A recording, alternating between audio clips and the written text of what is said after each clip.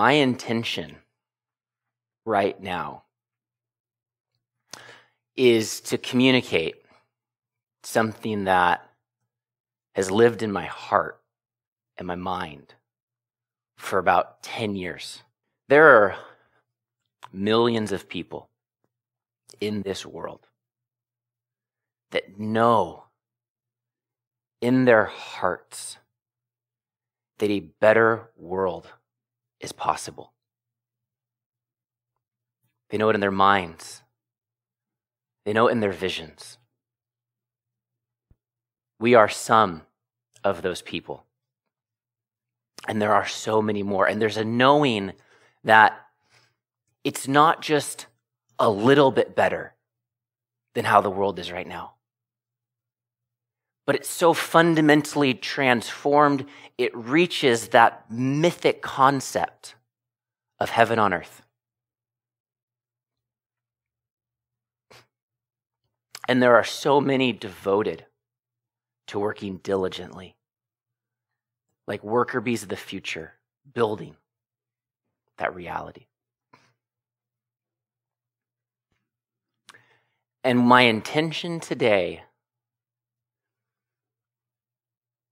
is to offer an invitation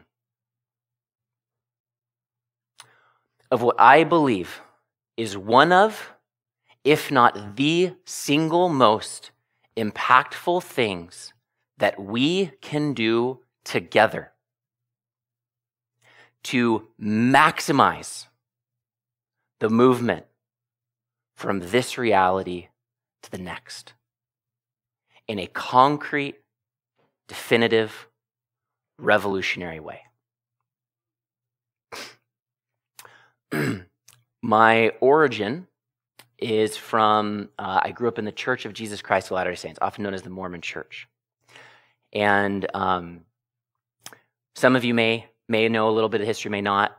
The Mormons in the mid-1800s were settled in Illinois. There's a tremendous amount of persecution.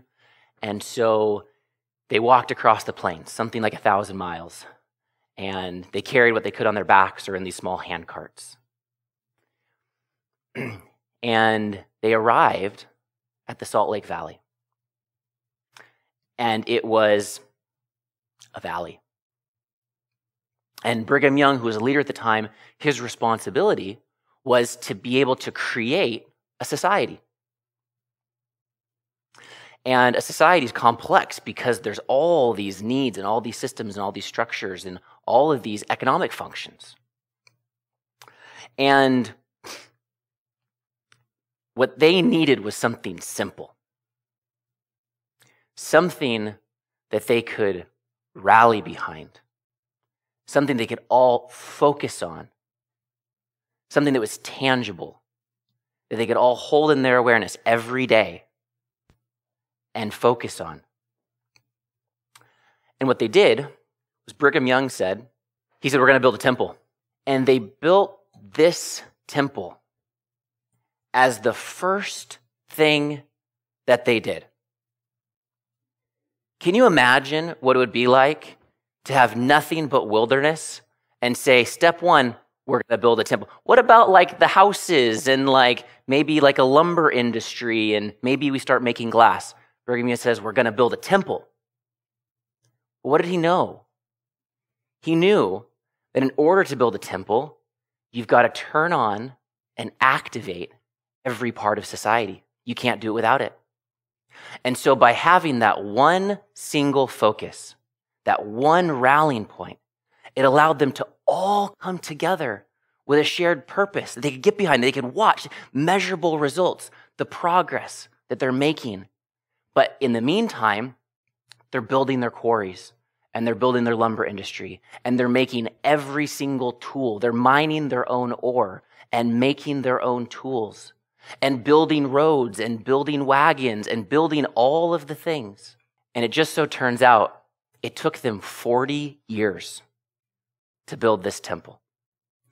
And by the time the temple was done, they had built an entire society. And what I'm trying to communicate today is I believe that there's one thing that we can all do, one thing that we can rally behind, that can create a unifying context that can bring millions of people together, to be able to have a focused target that we can see the measurable progress around. And all of the amorphous, invisible aspects of building a new society will be happening in the background as all of the synergy and all of the relationships and the building of the energy and the building of the morale and the building of the confidence that now, in fact, is the time, because we're watching something very particular happening and we're beginning to reveal the society of leaders that are building the future. I suggest that we run a 2020 presidential campaign and that we use that campaign as our temple. We use that campaign as a moment in time, as a context, as something that's so simple as building a structure that can draft in the most sophisticated thinkers and the most simple thinkers, that create a context for us to be able to need, as a revolutionary community, to come together. We need to in order to be able to pull it off. But what we get is the decades thereafter from the momentum in the wake that we create in that process. Now, I know some of you might be thinking, wait a second, if we use a presidential campaign to be able to organize a new community of leaders, to be able to put the bat signal out, if you will, and bring us all together, well, won't that take votes away from like somebody else? What I'm here to communicate is that there are some Americans that actually believe that Trump is doing a phenomenal job. And there's actually very smart people who think that. And yeah, he's actually cleaning out the deep state. He's dealing with corruption. He's on track. There's a whole lot of Americans who actually believe he's the worst thing that's ever happened for America. And what I'm here to say is that regardless of if Trump is doing a good job for America or a bad job for America, the entire political entertainment industry is designed to have you thinking about that one person. And if you are falling into the ploy.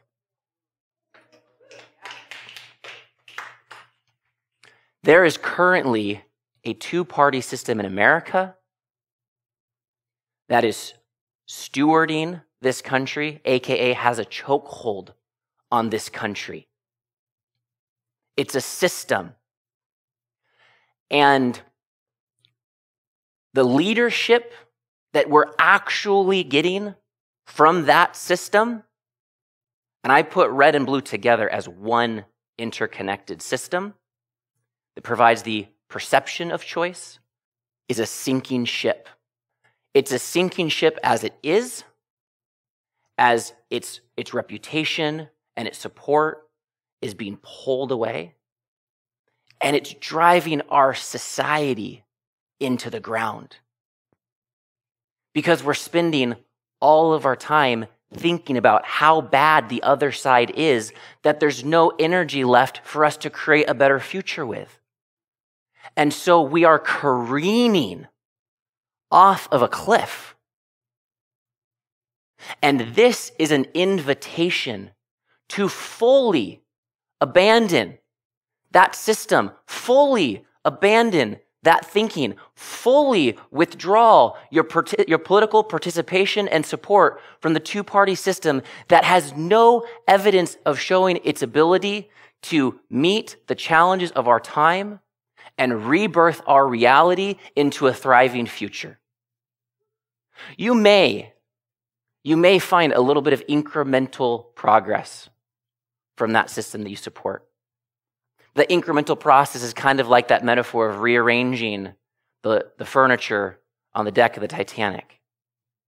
With the level and the depth of the challenges that we have and the incredible opportunities that we have, we need a political system that is so wise, that its heart is so big, that can actually provide the leadership that we need to move into the next era of humanity. And it's not found anywhere in the two-party system. I want you to imagine for a second you're in a boat and it's starting to take in water. And you think, well, you should probably start bailing water. And everybody else is bailing water. They're trying to fix the boat. But it's taking on more water. But then you hear that there's a couple helicopters on the top deck of that boat. And there's some people that aren't bailing water. They're actually making sure that the mechanics of the helicopters are right so they can take off. And you're not sure if that's happening, you're not sure if that's true, but you're starting to realize that bailing water is leading you to an inevitable watery grave. And so there's a moment in time where you say, I'm done. Toss out the bucket, and you go find what's happening on the deck. And in fact, there is people working on helicopters. And in fact, it requires a different type of energy than bailing water. Because bailing water is this, Helicopter mechanic, you have to be precise, you have to be calm, you have to be relaxed, you have to really think about what's going on. What we're here to talk about today is how we build a helicopter together, how we abandon our attention and our energy from a sinking ship and focus instead on creating something that we can use to soar into a new era for humanity. What we're here to talk about over the rest of this assembly is what it actually takes to build that helicopter. And what I'm about to present right now is what we can do in the next 20 months to actually assemble a helicopter on the top of a sinking ship so that we can, in fact, be the ones that lead the next chapter of this nation and this world. A campaign to rebirth our world. This isn't a campaign for incremental change. It's not a campaign for the next quick fix. It's not a campaign for, let me promise you a Band-Aid. This is a campaign to squeeze every aspect of how this world works through a birth canal and reveal something new. This is the opportunity to leverage every aspect of the infrastructure of a U.S. presidential election. It's a moment in time when every American, everyone on earth is watching. Everyone on earth is wondering, what's going to happen next over there? It's a moment in time, it's a stage that's created. And our act of leadership is to stand on that stage and to use that stage to organize a new community and tell a new story to ourselves and everybody who's listening.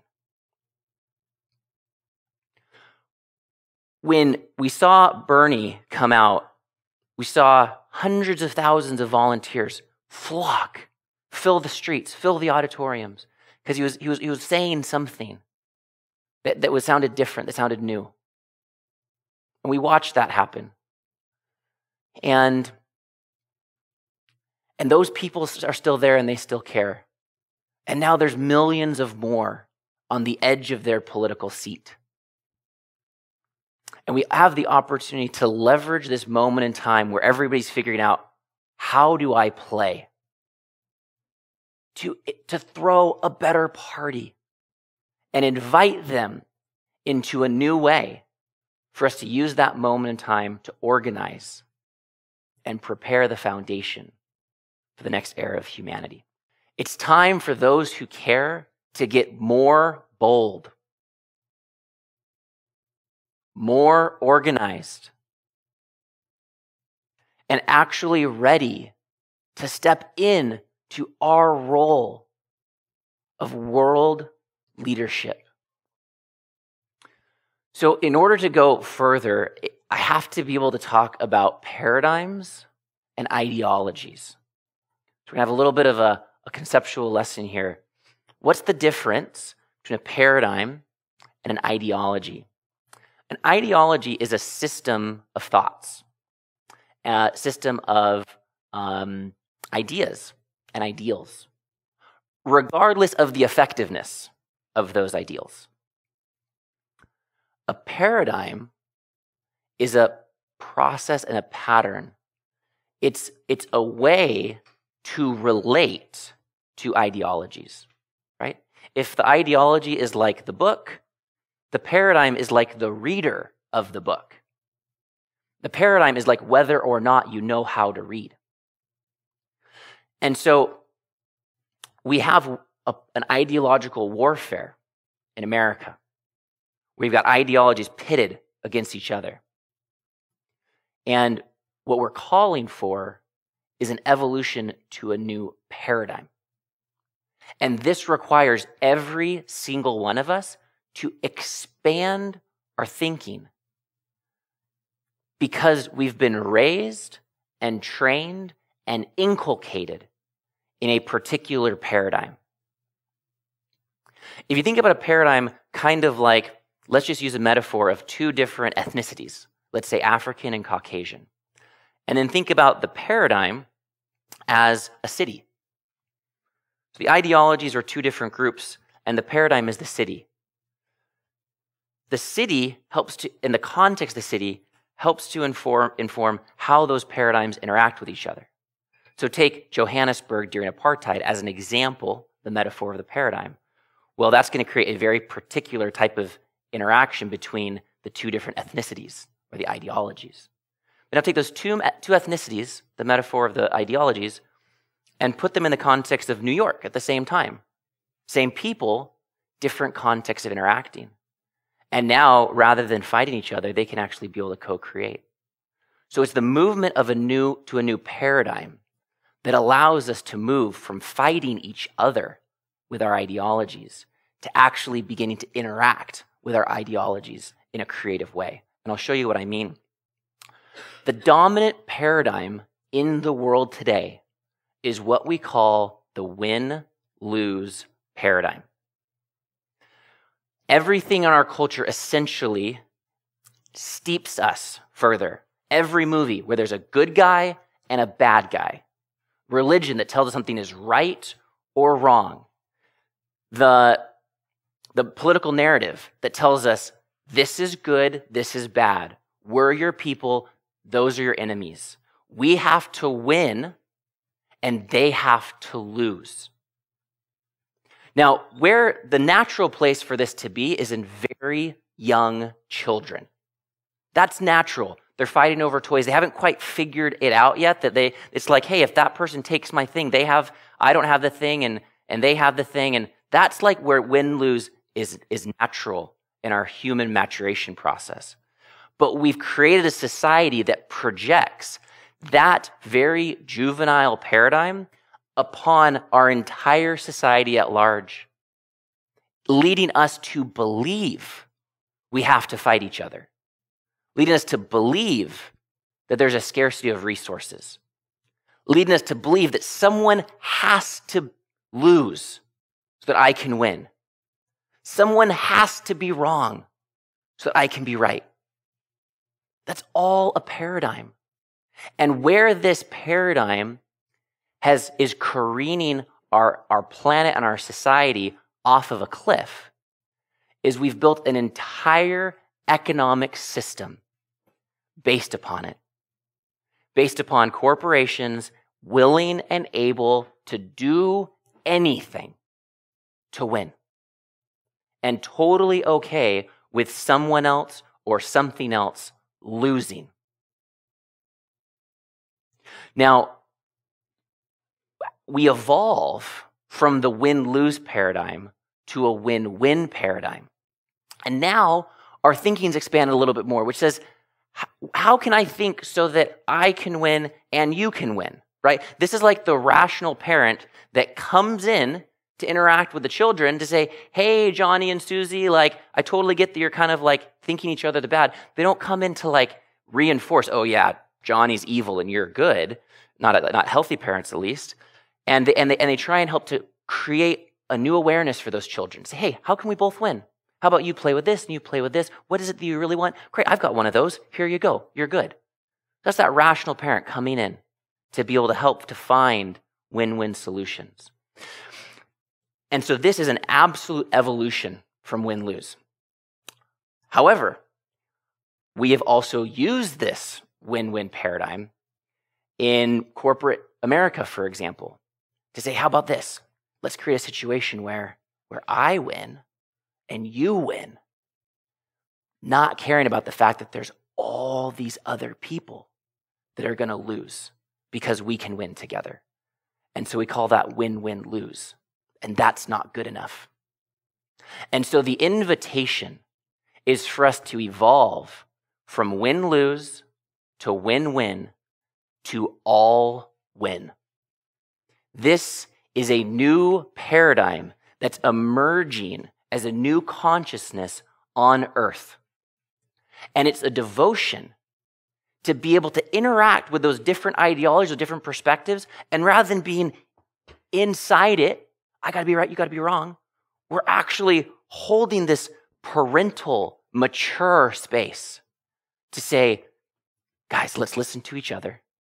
Let's take it all into consideration, and let's move our energy from fighting to creating. And in the energy of creativity, we unlock the abundance so that everybody can actually have what they want, that they will never get from fighting. So this is a little bit about paradigms and ideologies conceptually. Now let's apply it into our American political system, okay? We've got four kind of dominant ideologies, right? We've got libertarian, Republican, Democrat, Green. And to simplify the conversation for a second, libertarians are a stand for the ideology of freedom at all costs. We need to be free. We need to be sovereign. Don't want anybody tell me what to do. Republicans are standing for something like responsibility. We've got to be responsible. We've got to be generous. We've got to pick ourselves up from our bootstraps. We got to create the society that we want through a free market, and everyone's got to do their part. You got to be responsible for the decisions that you made and what life that created for yourself. In Democrats, there's this beautiful devotion to dignity, right? Everybody deserves dignity. Everybody deserves equality of dignity, of value, of worth. We have to care for everybody equally, especially those that aren't positioned to care for themselves. And in the Green Party, we have stewardship of the commons, wise stewardship. Now, it just so happens that ideologies have what we call a shadow side, right? An underbelly, a dark side, a blind spot. With libertarians, it might be they call for freedom, but they also aren't able to really be unified. The Republicans, they call for responsibility, but that leads them to make very heartless decisions. In Democrats, there's a call for dignity, but that can create systems that actually lead to dependence and not freedom and responsibility. And we're looking at a call for stewardship, and that can lead to being ineffectual. And as long as these ideologies operate within people that have a win-lose paradigm, then you're always going to see your own light side and the other shadow side. And you're trained by every movie you've seen, essentially, to be, I'm the good guy. Look, we're so responsible. And they're the bad guys. Look, they're creating a society full of people that are dependent. And from that standpoint, and from that paradigm, it completely makes sense.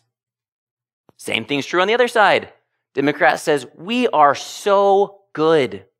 We care about everyone. Of course, everyone should care about everyone. And those heartless people over there, they don't care about everyone. So you should be a part of the party that cares about everyone. And what they're doing is they're seeing their own light side and they're rejecting the other shadow. When's the last time you've heard a Democrat saying, you know what?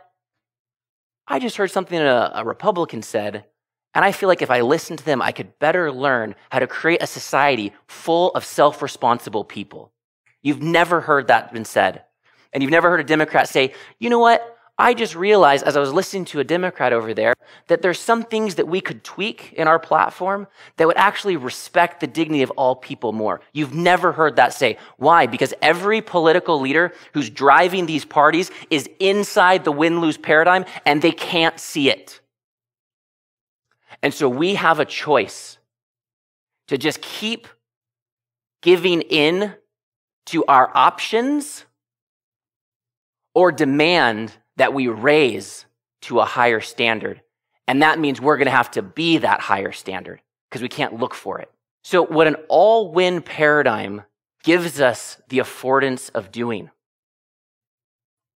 is it allows us to see the light side of every different ideology.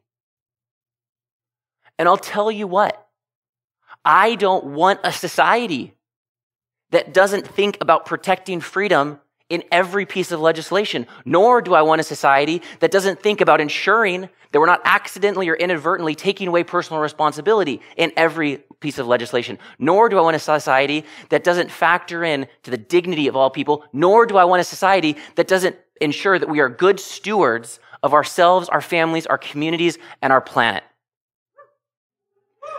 And so, it just so happens that these ideologies in America have been holding the sacred truths that we need to birth a new world. We just haven't been able to put all the pieces together yet. It's because we haven't had a paradigm that's been able to allow us to see it. And an all-win paradigm allows us to be able to hold all of these pieces and listen and perceive the truth and the validity and the efficacy and say, thanks, got it. Let me listen to you for a little bit. That was a good one, got it. How about over here? Ooh, didn't think about that. Great, got it. How about this? Got it. And what we can do when we put that all together is far superior, and the only thing that can possibly provide the quality of thinking to be able to meet the challenges and opportunities of our day. So, now that we've had a little bit of lesson on paradigms and ideologies, let's come back to this conversation of using a presidential campaign to change the world. What's the first thing we get to do on that stage when the whole world is watching? We get to tell them about an all-win paradigm. We get to show them what an all-win paradigm looks like and feels like. And we get to find out who out there already sees the world this way, but doesn't have a place to gather, or who's right on the edge of seeing the world this way and just needs a little bit of support to click into that new paradigm. We get to raise the flag for a fundamentally new paradigm. Nothing short of that will do. And there is no more strategic and ripe context in the entire world than doing that through the United States 2020 presidential election while the entire world is watching. So what is it going to take for us to experience and live into this all-win paradigm? Well, we have to start to think holistically, right? In an ideology, you can think narrowly and you can think partially. But an all-win paradigm, it forces you to keep expanding your perspective to become what we call all-considerate, meaning that you're doing your best to take every single thing into consideration. we have a world where we take some things into consideration, usually profits. There's a lot of things we haven't really taken into consideration or not really cared about, and we just keep focusing on part. And when we move into an all-win paradigm, we don't have that luxury of simplicity anymore. We now have the responsibility of taking it all into consideration. Think about yourself, or think about like a special operations, like a military special operations, and the level and depth and degree of planning and factoring every single morsel into consideration they possibly can. Lives are on the line. It's a major operation. They spend months just like scraping every shred of information to make sure they understand that issue precisely. That's the level and the quality of thinking that we have to apply to every single issue. And the only way for us to do that is we have to replace opinion with inquiry. Because as long as we have an opinion about a thing, we have stopped gaining new information. And we replace that opinion with an obsession of inquiry, because that's what it takes practically to keep taking more into consideration, because we're using our energy to ask more questions so that we can become more holistic. Now, one of the things that's required for us to become holistic is for us to actually take in all perspectives. So what you're going to find out throughout this assembly and throughout the remainder of this campaign, that at the core of the core is us learning how to take other perspectives.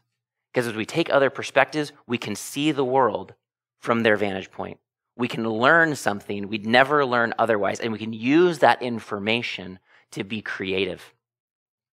And what it requires for us to take in all perspectives is we have to just be willing to give up debate and exchange it for conversation. This notion that we have national debates is absurd.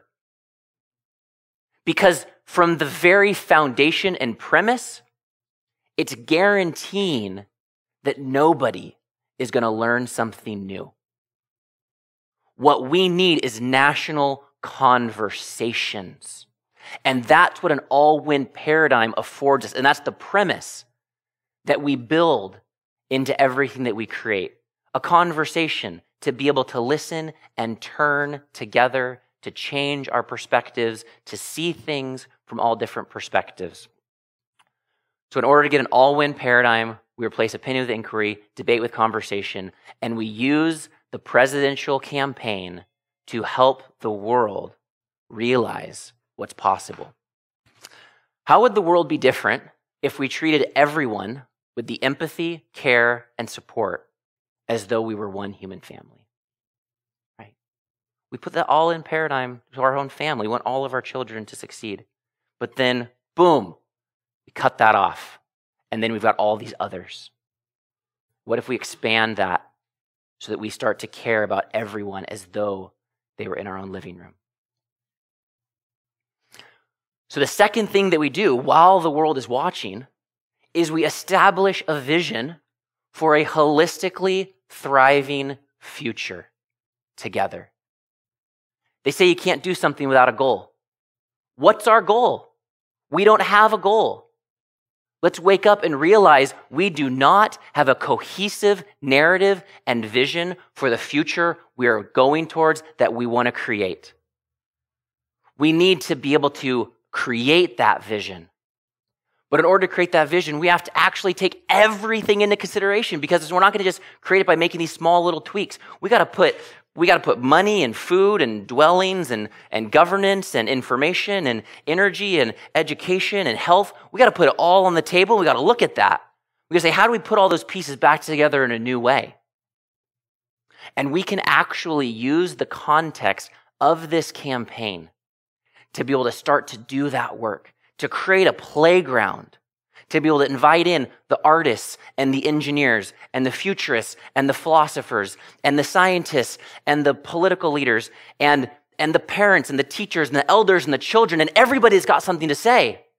Invite them in and actually use that moment in time to find out the vision of the future that they see and start to map that all together, holistically, taking everything into consideration.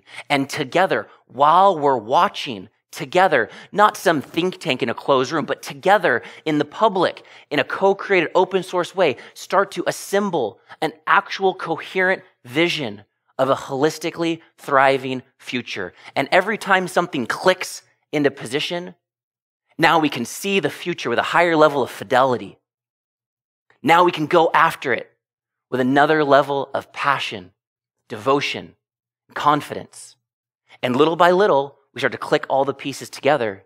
And not only does everyone in America see a new vision for the future, but everyone in the world sees a new vision of the future. And we use that new vision of the future to create that future. How would a holistically thriving vision of the future, one that works for everyone, how would that shape the way that we think and what we prioritize? What are we missing by not having that? And what do we get by creating that?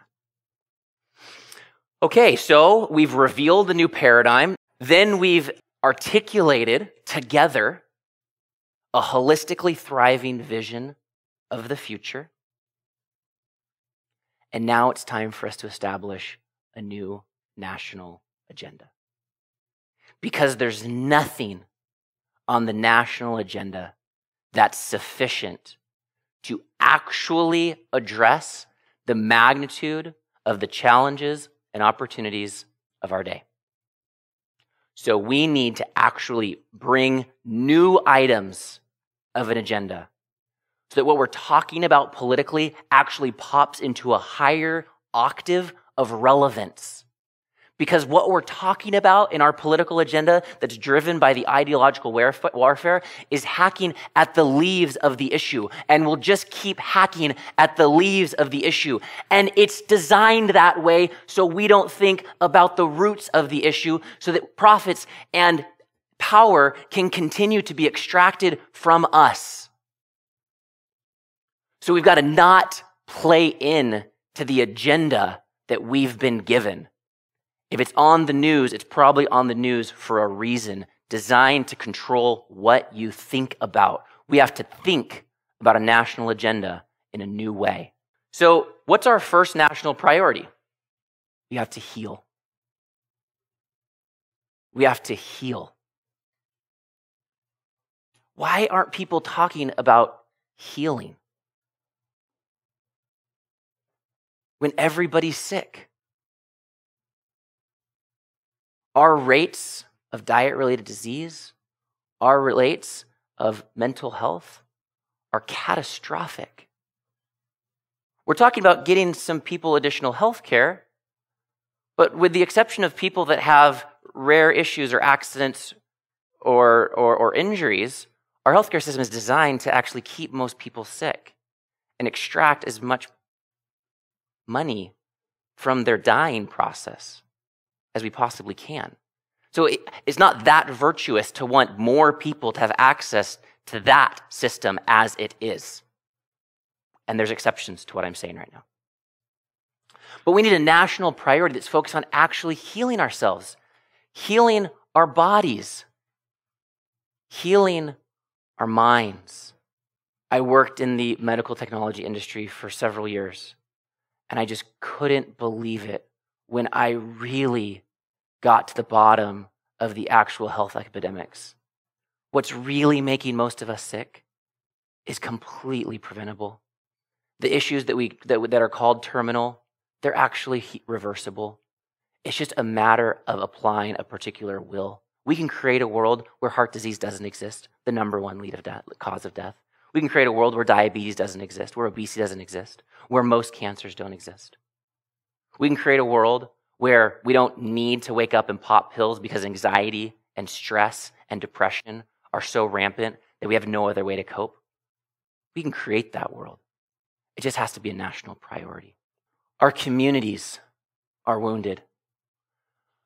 America is built on the foundation of a very painful past, built upon the foundation of slavery and of indigenous American genocide.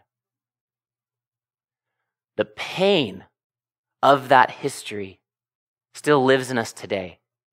The pain of systematically subjugating women as much as we possibly can, for as long as we possibly can, and then just giving them a little bit more to make sure that they don't organize into a full-out revolution. And now is the time for us to be able to stop pretending that we're not drowning in an ocean of collective pain based upon the decisions and choices of those who have gone before. There's no blame or shame. Everyone made the choice they made, the best of their ability. And yet we have an opportunity right now to open our hearts, and open our minds, and acknowledge fully the pain that lives in our nation, the pain that lives in our communities. When we open our eyes to it, we open our hearts to it, we cry together, period. And when we cry together, we can start to connect to each other. We can start to talk about these. We can start to apologize for a painful past. We can start to forgive each other. And only then can we actually draw a line in the sand, acknowledging what the past held, being able to do nothing about it now, and stepping across a threshold together as a new community, as a new nation, fully united in a vision for a thriving future. We have to first heal our communities, and then we have the natural world. We can talk about the oceans, we can talk about the forests, we can talk about the air, we can talk about the quality of the soil, we can talk about the animals and the plants. This isn't a conversation about clean energy. This isn't a conversation around pollution mitigation. This is a full court press to regenerate our oceans and our soils and our water and our forests. This is moving the political conversation from clean energy to ecological regeneration. We're already proving in microcosms that we can be able to reinstate rainforests, and we can plant coral reefs. We can do fantastic things with robotics and AI and technology that's right out of the military and right out of the innovations of American entrepreneurs and entrepreneurs around the world. Now is our opportunity to apply government-sized budgets, military-sized organizational capacities, and do a full-out regenerative campaign around the planet. And we get to use the 2020 presidential campaign to establish this national agenda and this planetary agenda to say it's not about this or that. It's about healing ourselves. It's about healing our communities. It's about healing our natural world and doing everything we can to do that. Because if we do those things, all the other things for the most part go away. Because this is what's underneath all of the things we're talking about in the current political narrative.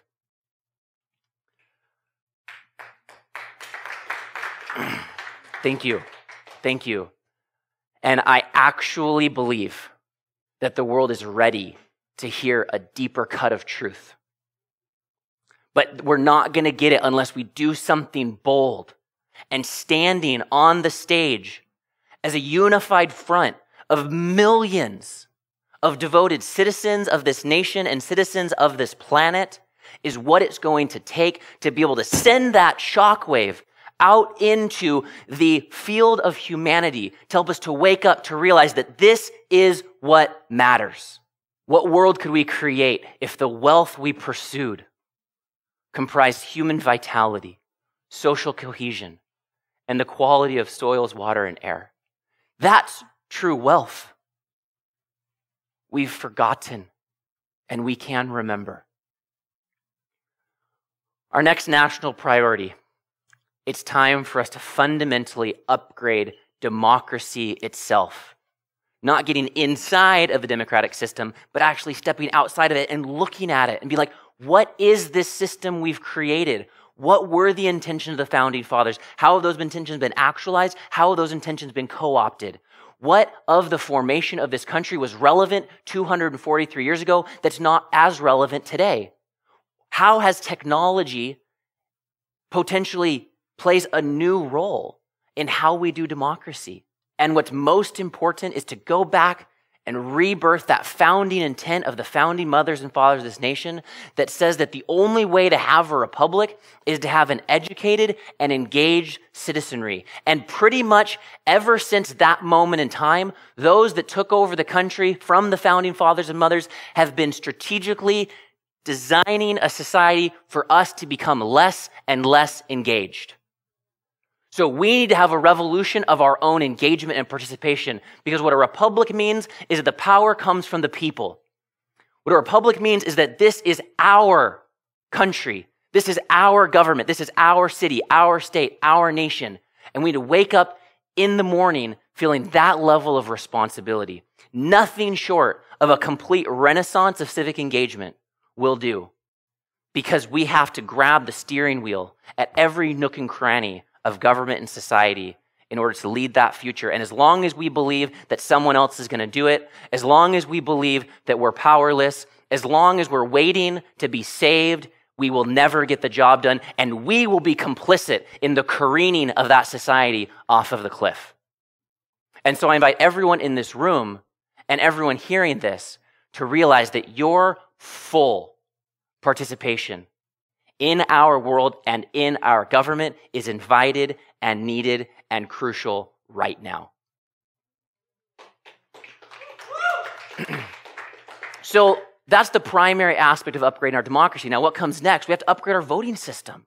Right? Our voting system actually supports this win-lose paradigm.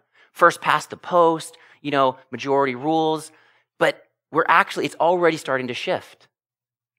So if you have this concept where you go into the voting booth and you can either vote for someone you really agree with, you kind of agree with, or totally disagree with, and you've got one vote, where's the rational choice? Lesser of two evils, don't want to put my vote over here so that person gets elected. That's the gaming dynamic that our current voting system creates that leaves everybody disempowered and doesn't actually manifest a real person's will. It manifests how they relate to that set of gaming dynamics. And we're so blessed that there's a whole movement in America that's moving what's called ranked choice voting out into changing how our ballots work. This is already something that several dozen cities in America already utilize. The state of Maine just adopted, and the legislation is currently going through states around the country, which fundamentally changes our ballots. It says, you pick who's your first choice. And if that person doesn't win, then you pick who your vote goes to, who's your second choice.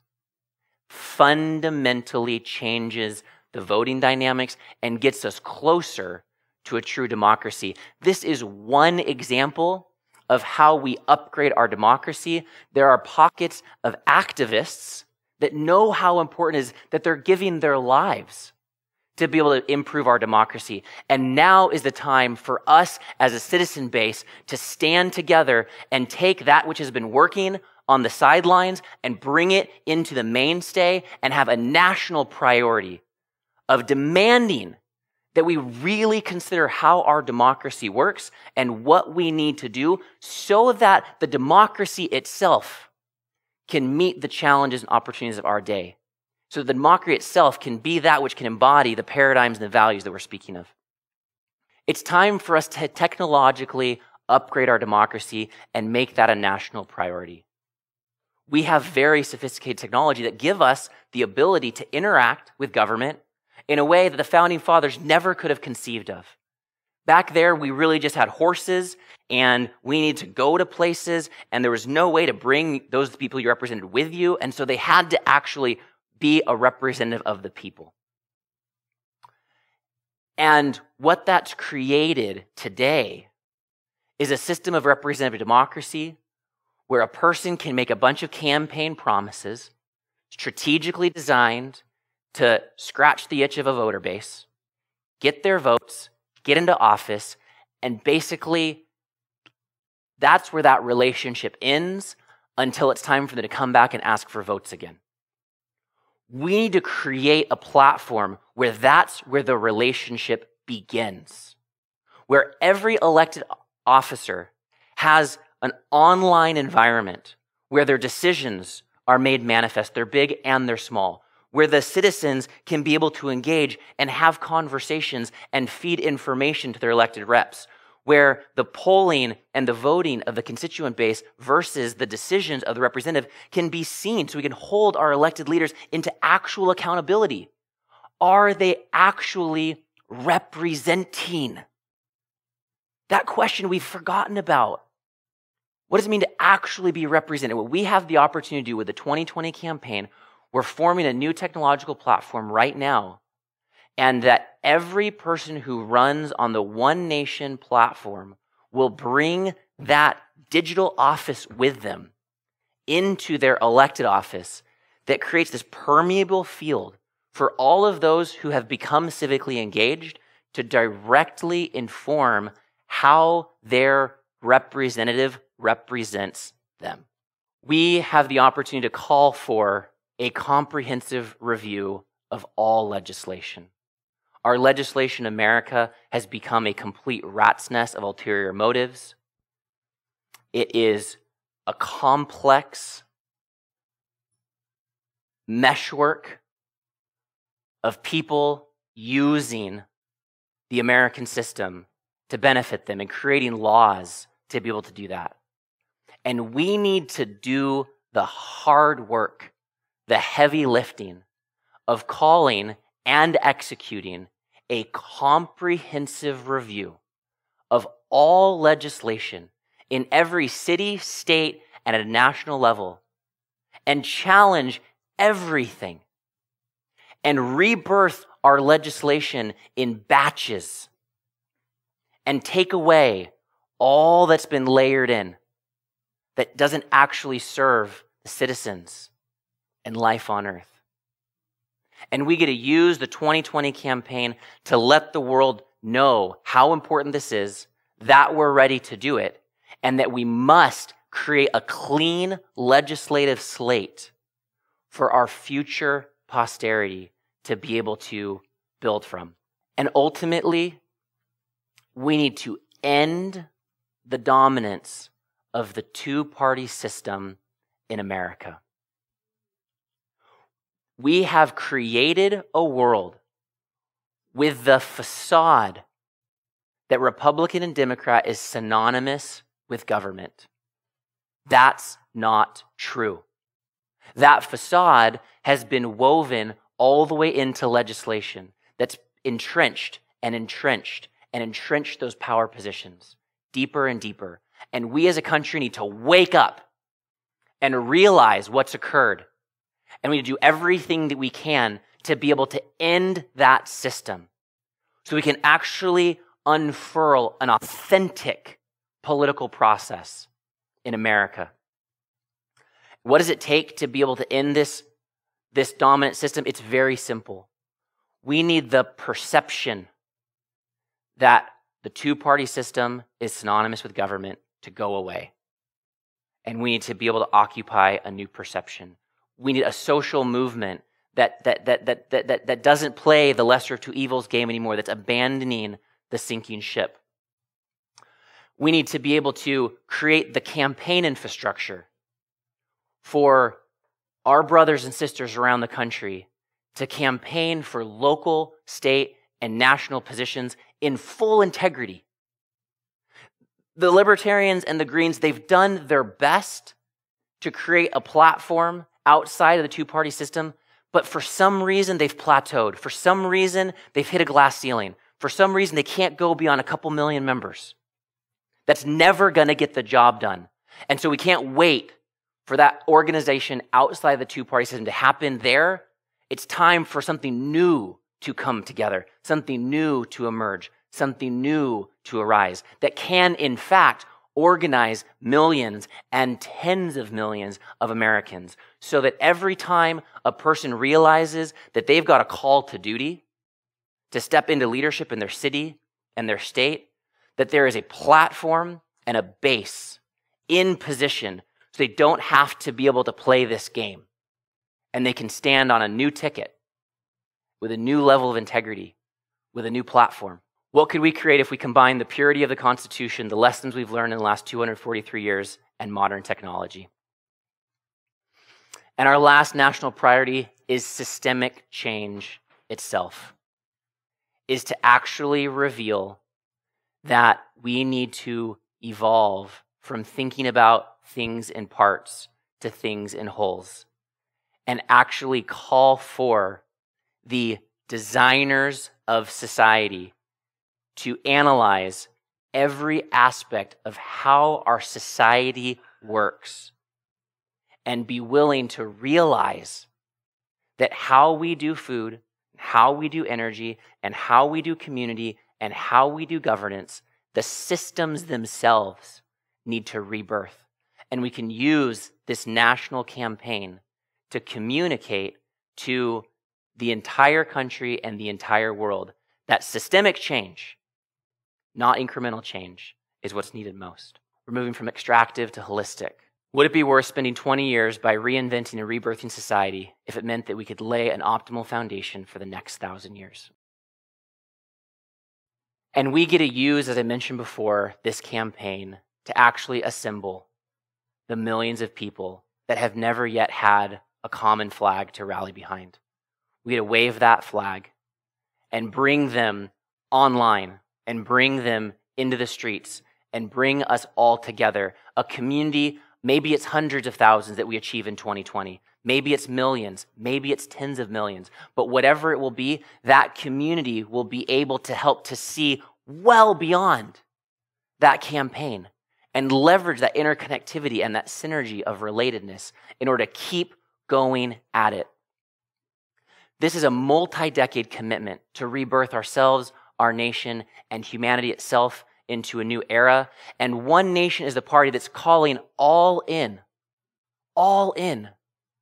for those who care about all of humanity and all of life. And we don't know how many of us there are out there. And it's time for us to find out and all come together. What becomes possible if millions of Americans unite in devotion to co-create and execute a shared vision of the future? And you know what? We get to use this campaign to really play the ultimate game. We get to actually have the joy of creating the world's most exceptional society. And not a video game society or a society on a movie or a society on an online platform, but an actual real society. What's actually more exhilarating than being able to create a new world and a new society together?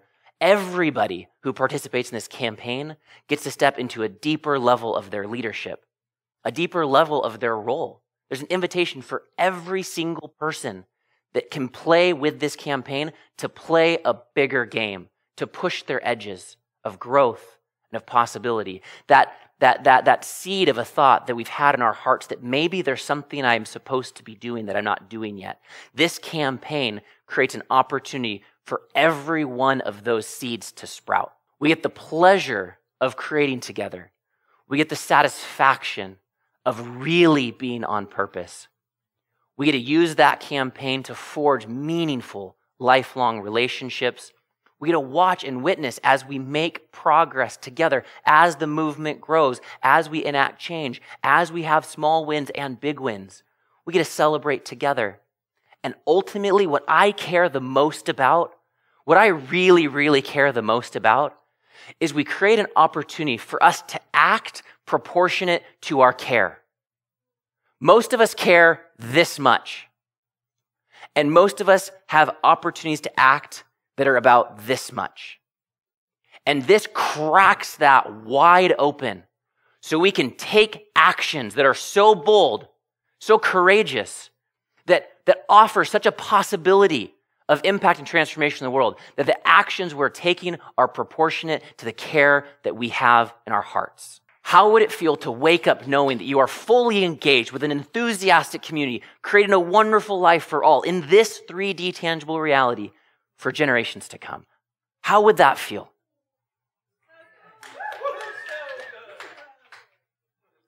It's time for bold actions. What I just revealed are some of the things that we can achieve inherently to running this campaign, regardless of the election outcome. We get all of this, regardless of the election outcome. So what do we get to do next? We get to take bold actions. What do those entail? Support people to heal themselves, cultivate an all-win paradigm, and connect meaningfully to others and express their voice, talents, and leadership in the world. We get to do this. Cultivate 2020 Rebirth leadership in every community and begin organizing around the nation.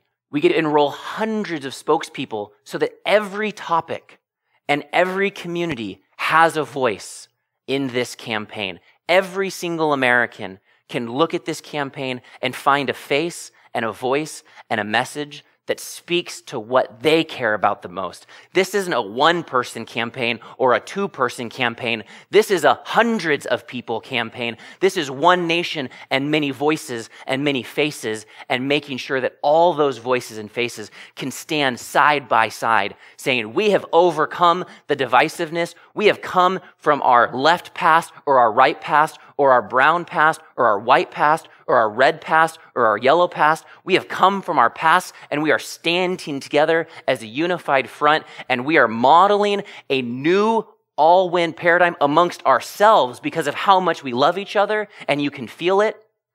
And we're going to let you know that the topic you care about has expertise standing side by side in this campaign. So no voice goes unspoken and no topic goes unaddressed.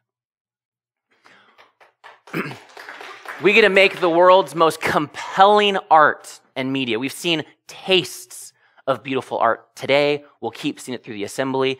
This is just the tip of the iceberg. It just so happens, ladies and gentlemen, that the world's most exceptional artists in the world care about this. Because something about the cutting edge of consciousness that allows people to create also demands that they think about these topics. And so we have the unfair strategic advantage of the artists on our side, if you know what I mean. And we can put that together, the song and the spoken word and the video and the performance and all the other things together and create a unified context for the artists to play in an arena that's bigger than their own artist career. We get to draft in the celebrities and the influencers by the hundreds and the thousands who are really actually ready for real revolution. Not all of them are, but some of them are. And we get to have those conversations with the ones that really are and say, this is the time and the place for you to show up. Because if you really care about the things you've been talking about, this is where that's happening, and we need you and the tens of millions of people who follow your tweets and listen to you, and we pull that together, and we've got access to the masses. We get to form alliances with thousands of organizations that are already dedicated to rebirthing and regenerating our bodies, minds, society, and land. There are thousands of organizations. Again, there's not a unified context or goal that's creating the space for them to come together in synergy. Like the temple, remember? We get to use the campaign as a reason, an excuse even, to play together and to bring thousands of revolutionary and evolutionary organizations together so that they can embody the ideals of synergy that they talk about, and we can actually do something fantastic together. And then on the other side of 2020, those relationships are in place, and we use those relationships to actually build the new world. We get to enroll thousands of existing elected leaders in America who are fed up with the two-party system. Good people that use that system to get into office, but no, it's not their truth. No, it's not where their allegiance is. And we get to invite them and say, great, you got into office. Now it's time for you to abandon the sinking ship too. And we get to be able to see just how many people are ready to play, and we get to use the 2020 presidential campaign to call them into a new expression of their own leadership. People that are ready to mobilize for deep change. And we get to invite in and challenge the military leaders of our nation and world to stand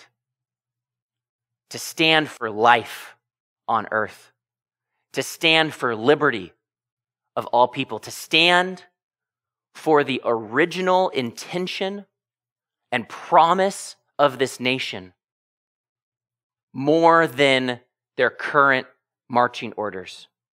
And they will do this, and they can do this. They're looking at ecological destruction, and they're very concerned. They're looking at a lot of things we're looking at, and they're very concerned. And they need an invitation and a context as well.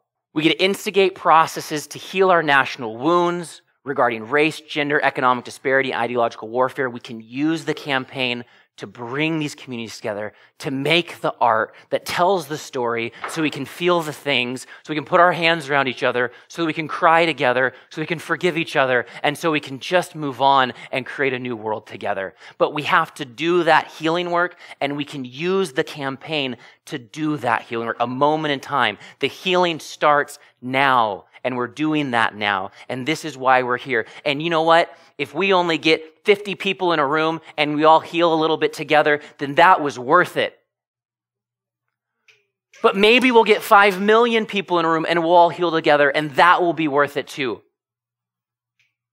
But maybe we'll get 50 million, or maybe billions of people around the world will notice what we're talking about, and they'll take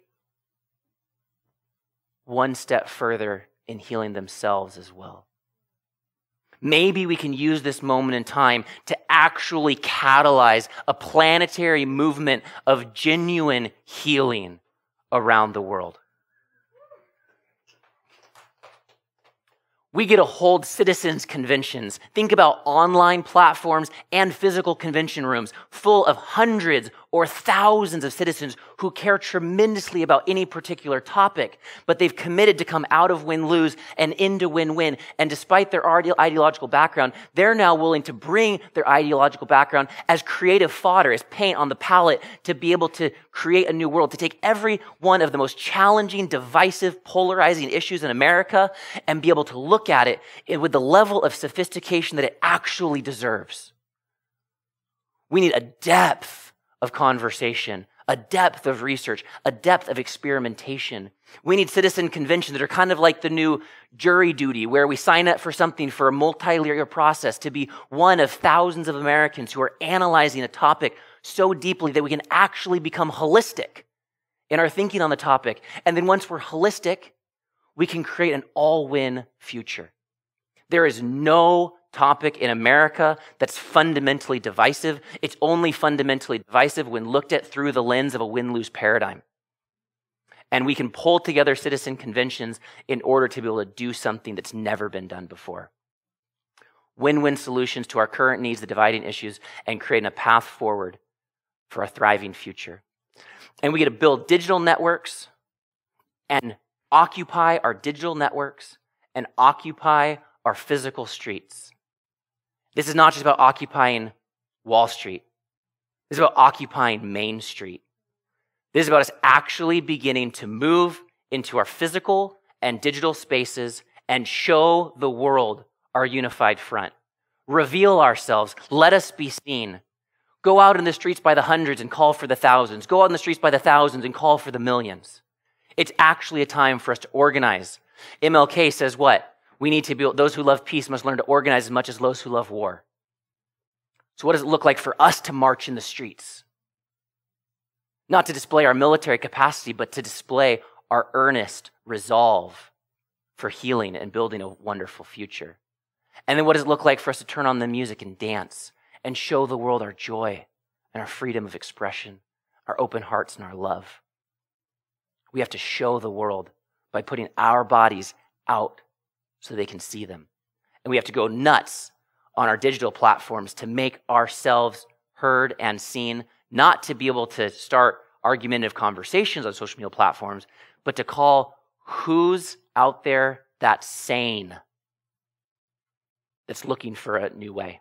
And one of the ways we're going to manifest that is through votes. And we're going to organize as many millions of votes as we possibly can.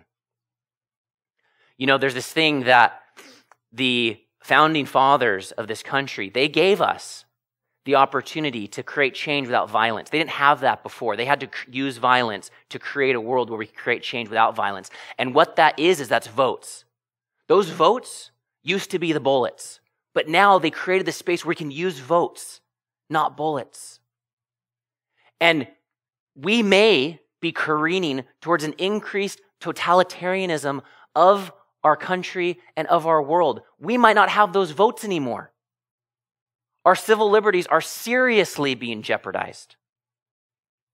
So may we use votes while we have them with the same level of radical, extreme, self-sacrifice, precise organization as though we were organizing for armed conflict, as though we were organizing for war. And if we do that, if we actually organize for votes with the same level of potency as we're organizing for war, we can do this. We can absolutely do this. And we can not only transform the American landscape, but we can move every one of these objectives of this campaign forward and fundamentally provide the exit velocity that we need as a humanity to be able to move into the new era that awaits our leadership. So we run this 2020 campaign and we install a new all-win paradigm. We establish a vision of a holistically thriving future. We introduce a new national agenda. We assemble a new community ready to lead our world into a 1,000-year vision of the future. We throw the best party ever. One Nation is the Rebirth party. What do you see is possible by running a 2020 campaign?